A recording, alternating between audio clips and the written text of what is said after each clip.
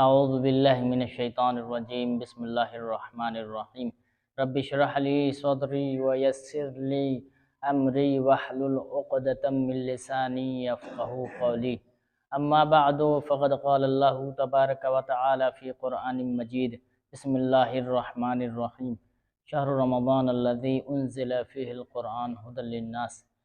अज़ीज़ान, रमज़ानुल मुबारक का ये तकरीबन 5वां रोज़ा आप तमामी हज़रात ने रखा। इंशाअल्लाह आपके तमाम रोज़े कबूल फ़रमाएँ। अज़ीज़ान, जो मार्फ़त दीन का जो दर्स तसलसल दर्स 5 कि तौहीद क्या है, तौहीद के बारे में हम जानने की कोशिश करेंगे, उसकी शनासाई हासिल करने की कोशिश करेंगे कि तौहीद किसे कहते हैं।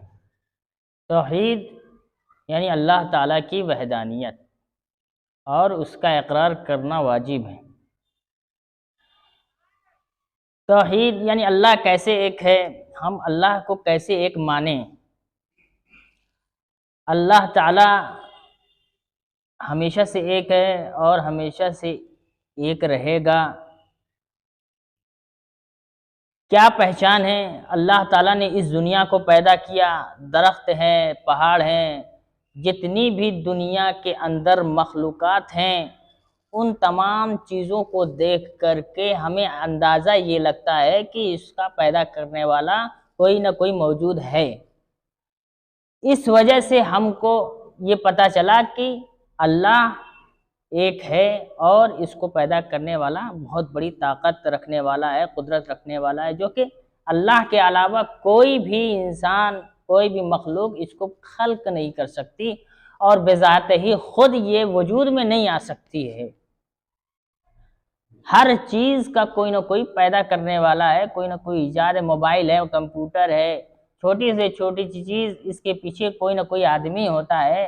तो ये अक्ल दर्क करती है कि इतनी बड़ी दुनिया, इतने बड़े आसमान, इतने बड़े सितारे को पैदा करने वाला यूं ही अजीज़ान वजूद में नहीं आ जाते हैं, कोई ना कोई पैदा करने वाला है। तो इससे हमें यह अंदाज़ा लगता है कि खुदा ने पैदा किया है और खुदा के अलावा किसी ने पैदा नहीं किया है, जो हमेशा से है और हमेशा रहेगा।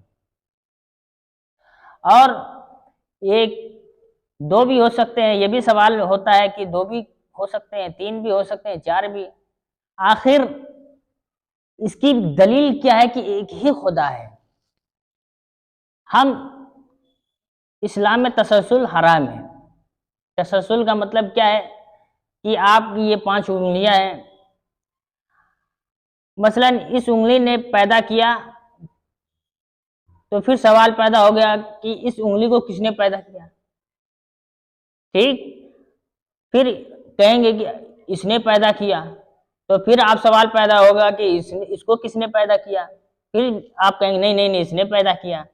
फिर ये सवाल पैदा होगा कि फिर उसको किसने पैदा किया। फिर ये तीसरी चौथी आएगी, फिर कहेगी पांचवी ने पैदा किया। फिर ये 5वीं के बाद कौन है, 5वीं के बाद कोई उंगली दिख रही है आपको। तो अजीजान, इस तरीके से सवालात पैदा होते चले जाएंगे, आखिर में आपको स्टॉप होना पड़ जाएगा। तो आपको इत्मीनान रखना पड़ेगा कि कोई ना कोई है जो एक ही है, एक के अलावा कोई दो नहीं हो सकता है। हमेशा जहन में सवालात पैदा होंगे, उसको किसने पैदा किया, फिर अगर उसको किसी ने पैदा किया तो फिर उसको किसने पैदा किया है। 0 से पहले कोई गिनती है अजीजान? आप बताइए, 0 से पहले कोई गिनती है? नहीं है। तो इसीलिए खुदा के पहले कोई नहीं था, खुदा हमेशा से था और हमेशा रहेगा अजीजान। तो अब अजीजान, तौहीद की मार्फत हासिल करना क्यों ज़रूरी है, ये भी एक सवाल है। तौहीद की मार्फत हासिल करना क्यों ज़रूरी है अजीजान? मार्फत इसलिए हासिल करना ज़रूरी है कि आप किसी मकाम पे जा रहे हैं, आपको रास्ता नहीं पता है। तो आपको जब रास्ता नहीं पता है तो आप क्या असली मकाम पर पहुंच सकते हैं? असली मकामात पे हरगिज़ नहीं पहुंच सकते। जिस एड्रेस पे आपको जाना है नहीं जा सकते अजीजान। इसी तरीके से खुदा की मार्फत भी ज़रूरी है।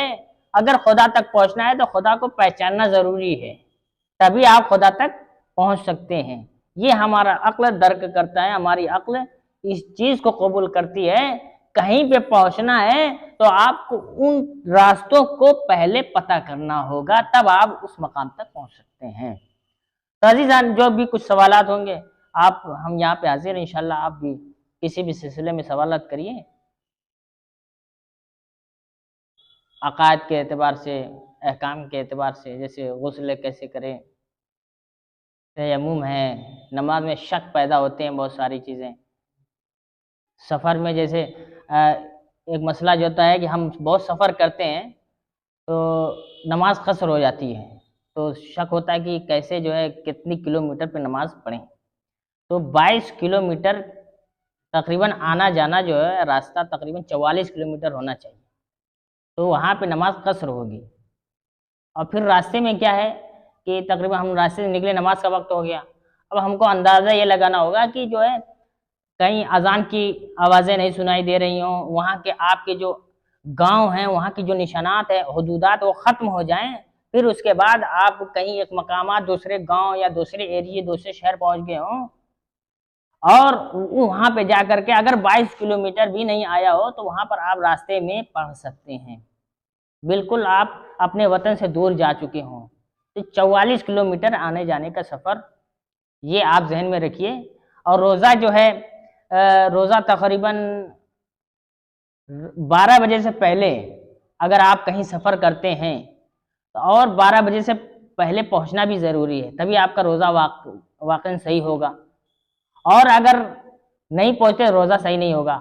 और उसके बाद 12 बजे के बाद अगर कहीं जा रहे हैं, कितनी भी दूर जा रहे हैं, 12 के बाद तो आप रास्ते में अगर रोज़ा खोल सकते हैं, वक्त हो गया है तो रोज़ा आपका बाकी रहेगा। लेकिन रोज़ा कब टूटता है? जब सफ़र करते हैं तो 12 बजे से पहले अगर आप निकलते हैं तो। शर्त है कि 12 बजे से पहले पहुंचना भी ज़रूरी है, इसलिए इस चीज़ का ख्याल करना ज़रूरी है। वाखिर दावाना अनिल हम्दुलिल्लाहि रब्बिल आलमीन।